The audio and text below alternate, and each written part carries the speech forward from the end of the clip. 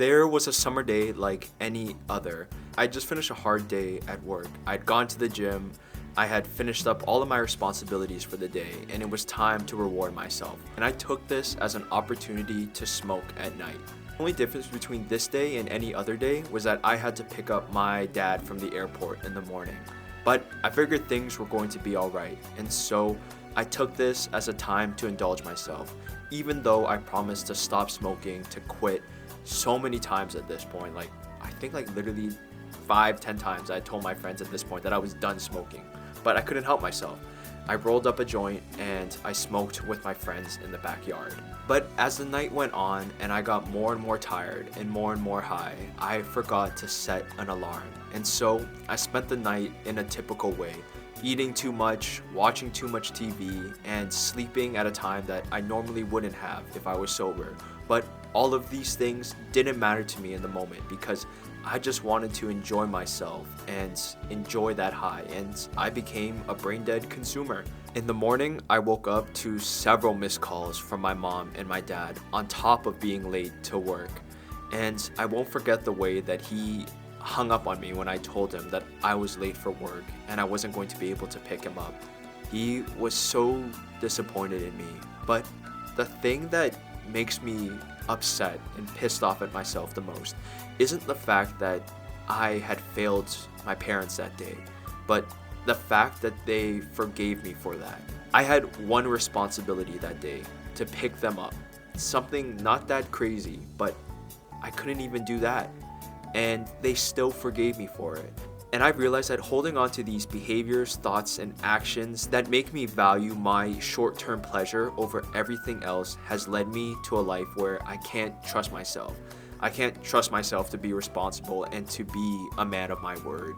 And that really hurts, especially when it comes to my family. And to know that if I say something to them, there's a chance that I actually won't come through. I have messed up and disappointed the people around me so many times, and each time they have learned to forgive me. But the thing is that with every disappointment and failed promise, we are teaching them that they can't trust us, that the family and friends who are so patient with us every time we make a mistake, they begin to slowly change their opinion of us, to see ourselves as unreliable and that our word doesn't mean that much. This is the exact same way we should view ourselves when we make a promise, when we tell ourselves we're going to change and we don't. We need to see ourselves as that friend would, that we are slowly losing trust in ourselves.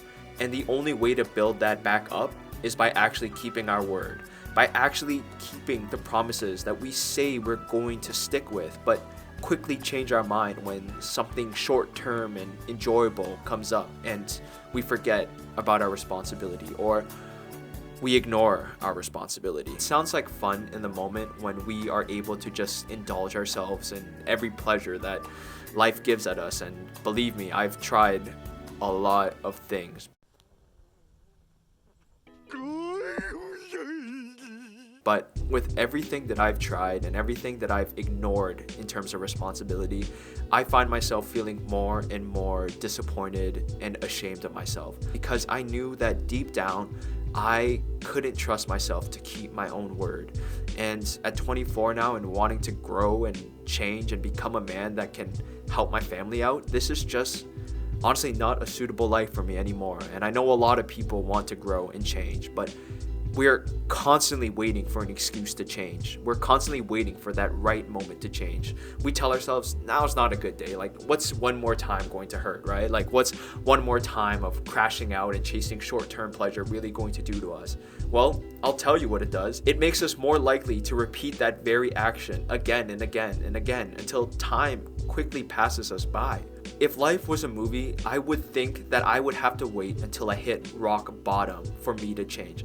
And I've waited for this moment my whole life now, where my whole existence is crashing down on itself, when my whole family is disappointed in me and I'm disappointed in myself, and I think to myself okay, today is the day I'm actually going to change. But with every single small disappointment that comes up, I quickly brush over that and I avoid it, because life goes by so quickly that I can convince myself and I can forget about those actions, those short-term, unrestricted pleasure-seeking actions just so that I can go back there again. The next time I'm feeling down about myself, the next time I have a hard day at work, the next time I just want to be a kid. This moment of hitting rock bottom will never truly come.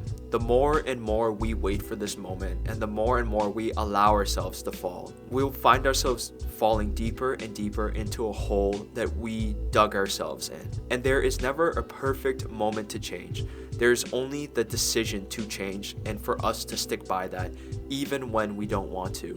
I've learned that I can't trust myself, that I need to treat every single thought and desire as guilty until proven innocent. Because the moment that we allow ourselves to indulge in something that is short-term seeking, we forget about the futures that we want to build for ourselves.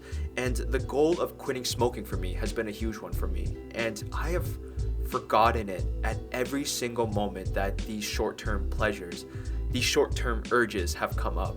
The reason is because I allow it to keep on existing, that I keep on chasing out habits, behaviors, situations, and people that will continue to help me not quit smoking. And we have this idea that we should trust our instincts, that we should trust our gut. But the thing is that we can't trust our gut and instincts if it has helped create a life where we are constantly a slave to our short-term desires and impulses. We can only learn to trust our gut if we actually have built up that relationship with it, where it has actually helped us get the life that we want. Think back to how many times have you said something impulsively to a loved one that you've regretted? How many times have you eaten something that you didn't want to? How many times have you done things that you regretted just a second after you did it? How many times have you looked at your phone and found yourself unable to control yourself and unable to stop? These are our gut instincts, and these are the actions that lead to a life of short-term impulse seeking. And these are the actions that lead us to be constantly a slave to our short-term impulses. And this is our gut instinct. This is the gut instinct that we have built up and have learned to react to.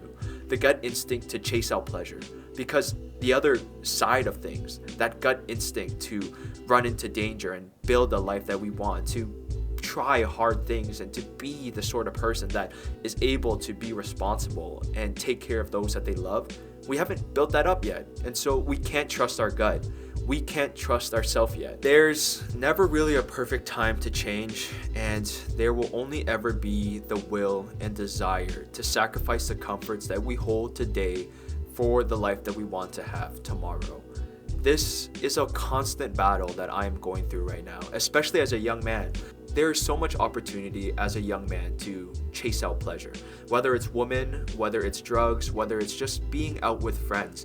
All of these shiny objects are just pulling at me, and I'm attracted to all of it, right? Like, I want to have a fun, pleasurable life, but I've gone through so many different phases, and I've realized that at every single turn, the thing that I've regretted the most is listening to that gut instinct, to be short-term oriented, to avoid hard things and avoid building a life that requires discipline and responsibility. And the more and more that we do this, the more and more we're teaching ourselves not to trust ourselves. And this is the real reason why I've learned not to trust myself, at least not my first response to everything. And by taking a step back, by listening to my own advice, by actually thinking and taking the actions that I want to take to build a life and a future where I am in control, that's how I learned to trust myself. Not by following these short-term pleasure-seeking instincts.